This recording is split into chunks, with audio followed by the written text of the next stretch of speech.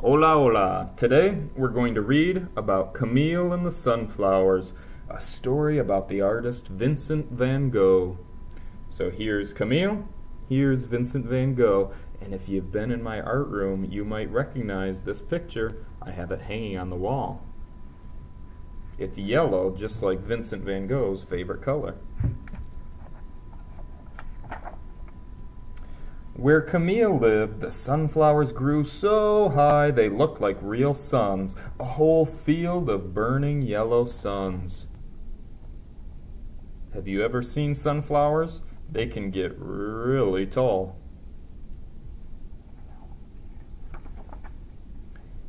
Every day after school, Camille ran through the sunflowers to meet his father, who was a postman, or a mailman. Together they would lift down the heavy sacks of mail from the train.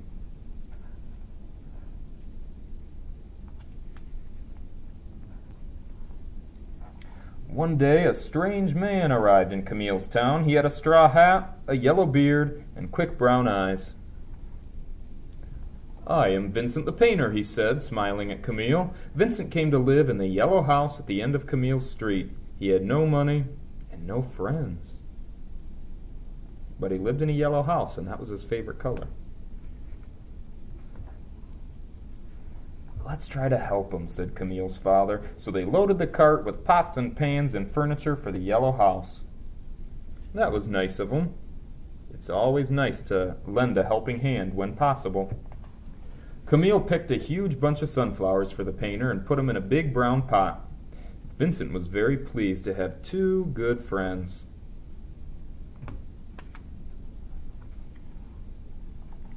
Vincent asked Camille's father if he would like to have his picture painted dressed in his best blue uniform. "You'll have to sit very still," said Vincent. Camille loved the bright colors Vincent used and the strong smell of the paint. As Camille watched, his father's face appeared like magic on the canvas. The picture was strange but very beautiful. So you can see he added some cool flowers and stuff in the background. Now, are flowers really floating in the air? No, he used his imagination, and that's pretty cool. They're even getting in his beard. Vincent said he would like to paint the whole family. Camille's mother, his big brother, and his baby sister too. So there's his mom, there's his big bro, there's his baby sister. And at last, Camille himself. Camille was very excited. He'd never even had his picture taken with a camera before. And now he's a portrait by Vincent van Gogh. So nice warm colors in the background. Yellow, orange, red. Camille took his painting to school. He wanted everybody to see it. But the other children didn't like the picture. They all began to laugh at him. This made Camille feel very sad. Now, is it very nice to make fun of somebody or pick on them, especially if they're passionate about something like this painting? Absolutely not. They need to be kind and respectful, like a champion artist. But after school, some of the older children started teasing Vincent, too. They ran along behind him as he went out to paint. Even the grown-ups joined in. It's time he got a real job instead of playing with his paint all day. Oh, man, that's not very nice. Look at all those people making fun of him. That makes me feel sad for Vincent. Camille sat for hours watching Vincent work. It was very hot outside, but Vincent worked fast. He painted the sunflower fields and even the sun itself. "He's the sunflower man," said Camille to himself. But no matter how hard Vincent worked, he could never sell any of his paintings. "If I had a lot of money," said Camille, "I'd like to buy them all." Vincent laughed. "Thank you, my friend."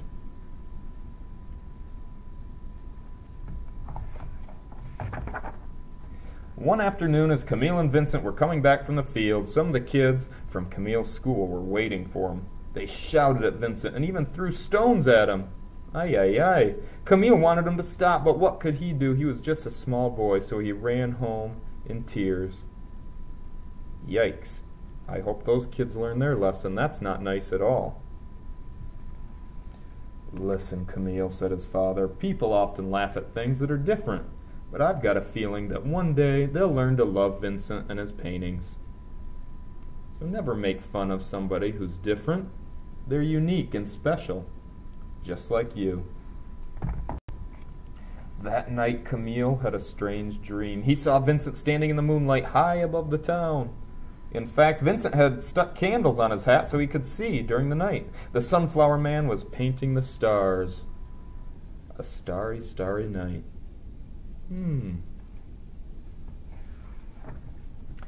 Early the next morning, Camille was awakened by a loud knocking at the door. Some men from the town had come to see his father.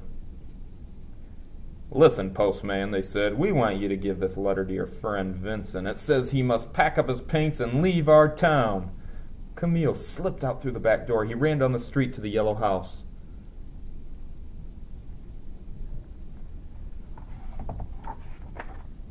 It seemed very quiet inside. Then Camille saw the sunflowers he had picked for Vincent. They had all dried up and died. Camille felt sadder than ever. Vincent was upstairs packing his bags. He looked tired, but he smiled at Camille. "That's why you water your flowers." "Hey, don't be sad," he said. "It's time for me to paint somewhere else now. Perhaps they'll like my painting somewhere else. But first, I have something to show you." Vincent lifted down a big picture. There were Camille's sunflowers, bigger and brighter than ever. Camille looked at the painting, then he smiled too. "Goodbye, sunflower man," he whispered, and ran out of the yellow house and into the sunshine. So before those sunflowers died in the vase, Vincent painted them nice and big and bright just for Camille, so he could always remember his friend. That is pretty nice. Camille's father was right. People did learn to love Vincent's paintings, and today you would have to have a lot of money if you wanted to buy one. But now people all over the world go to museums and galleries just to see Vincent's paintings of the yellow house, of Camille and his family, and especially the picture of the sunflowers, so bright and yellow they look like real suns. So there's a big line trying to get into the Museum of Vincent van Gogh. So all those paintings in the story are real paintings. Camille was a real boy, and Vincent van Gogh, a real champion artist.